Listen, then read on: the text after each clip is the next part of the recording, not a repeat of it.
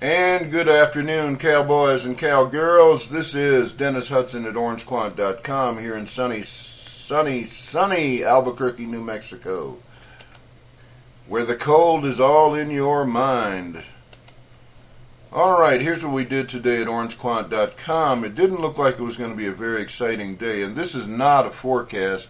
The forecast was made this morning at YouTube, the YouTube site, youtube.com/OrangeQuant, and I posted a comment there, in the comment section, forecasting this move that you're about to see, and that has a timestamp on it. So if you go there and look in the comments, you will see that it was time-stamped, and you'll see that we did forecast it. Fact is, I was bored, didn't have anything better to do, and I thought, well, some folks are day traders. Let's see if we can help them out here. And if I get enough comments, either in that comment section or you can reach me at the website down at the bottom of the page, I may do this on a much more regular basis for you. Anyhow, h2o5 told me that it was going to be kind of a boring day. I don't have a forecast for today. I didn't have one for today. I don't have one for tomorrow, really. I can't find anything on h2o5, and I have looked, that gives me any excitement enough to do a video on. We do have something coming February 1st, an inflection. That would be Monday of next week. I'll probably do a video about that a bit later. Anyhow, what we're looking at here is the h2o5,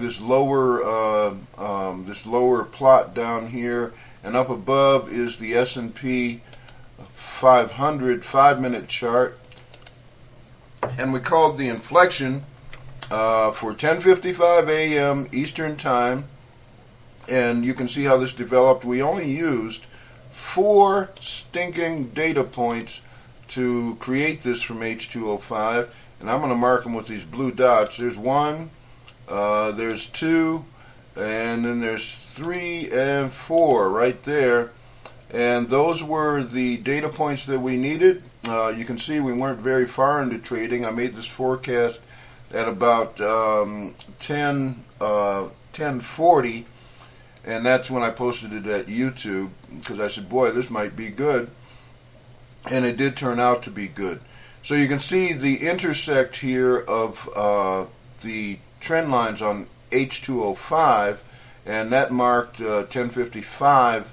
We were off, it turned out, by, or maybe not, I don't know, off by 5 minutes, but it didn't matter one way or the other, as you're about to see. Anyhow, we only used, you can see, just a few bars here. This was the start of the day at the right-hand edge, well, at this black line right here. This was actually the start of the day right here, or maybe a little bit to the right. So we had very few bars to work with, and yet h2o5 performed very well for us.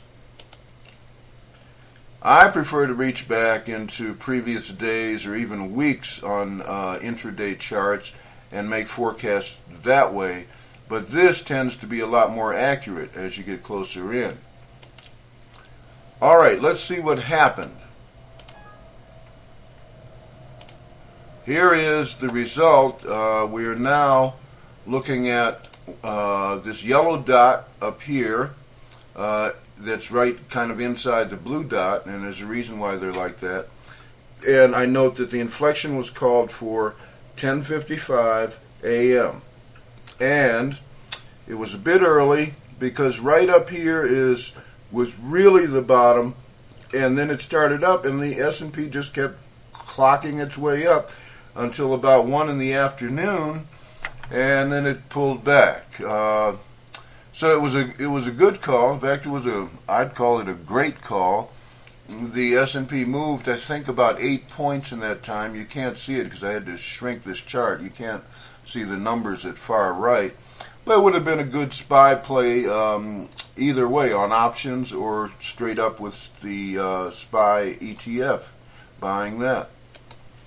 Yeah, the yellow dot was the call itself, and inside the blue dot you can kind of see the plot there. That's the that was the actual bottom right there.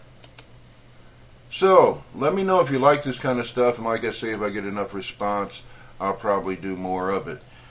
And I thank you for joining me. We're going to keep looking to see if we can come up with some more forecasts. It's kind of pointless to just make a video to talk about nothing.